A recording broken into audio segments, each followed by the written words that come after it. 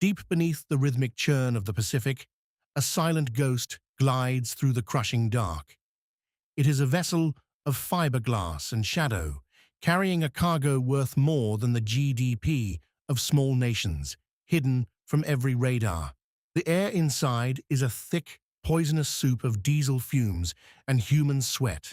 Four men sit huddled in a space no larger than a kitchen pantry, their faces illuminated only by the faint, green glow of a compass.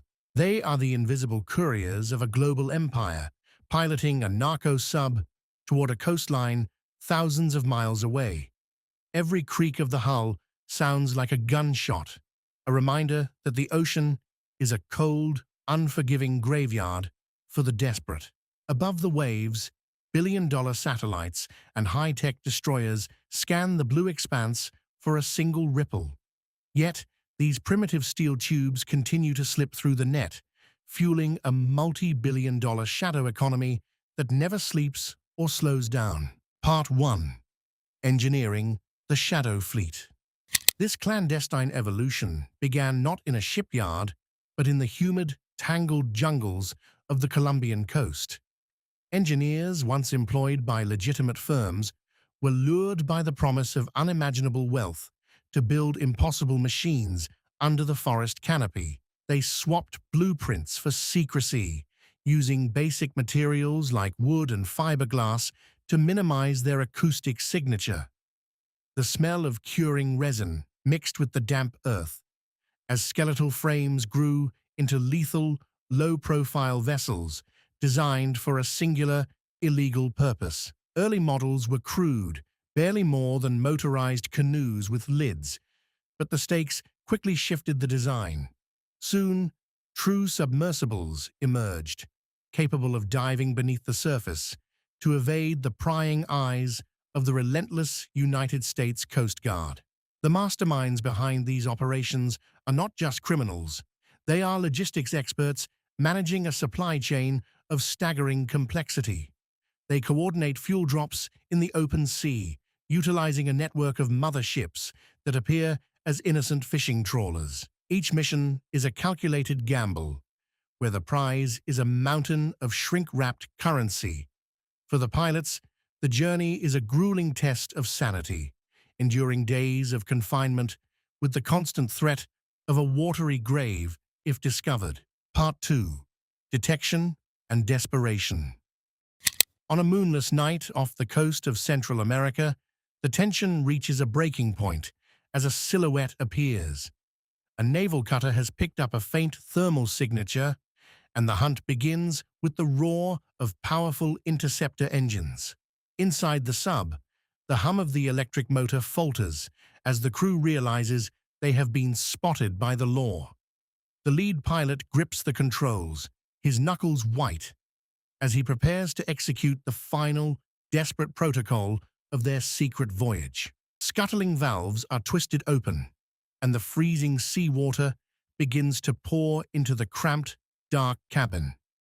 The crew must choose between a lifetime in a concrete cell or a frantic swim in the middle of a shark-infested midnight ocean. As the vessel tips its nose toward the seabed, millions of dollars in white powder begin their slow descent.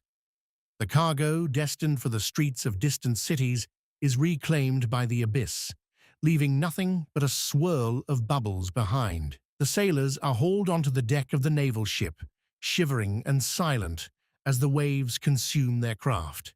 It is a victory for the authorities, yet it feels like a drop of water in an impossibly vast, rising tide. Part 3. The Final Protocol. In the aftermath, investigators sift through the recovered data, trying to trace the digital breadcrumbs back to the jungle. They find a world of shell companies and untraceable bank accounts where money moves faster than the speed of any interceptor. For every submarine captured, 10 more are whispered to have reached their destination in the dead of night. The sheer scale of the operation suggests a level of sophistication that rivals the world's most advanced naval forces and intelligence agencies. The impact of these successful deliveries is felt in the pulsing neon of global metropolises, far from the waves.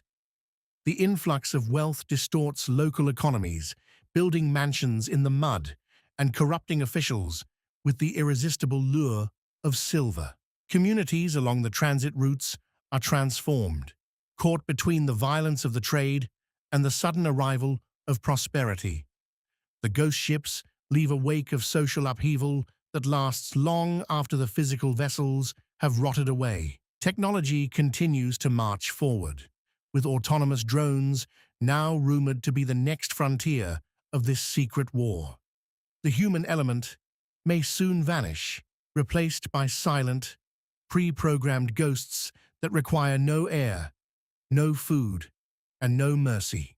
Part 4. The Endless Cycle. We are witnessing a shadow mirror of our own globalized world, where demand creates a supply that physics cannot stop.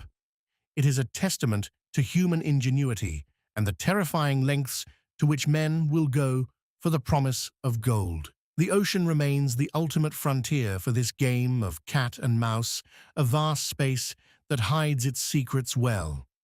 As long as the profit outweighs the risk, the dark pulse of the smuggling routes will continue to beat. Scientists and sailors alike look at the blue horizon and see beauty, but the strategists see a battlefield of logistics.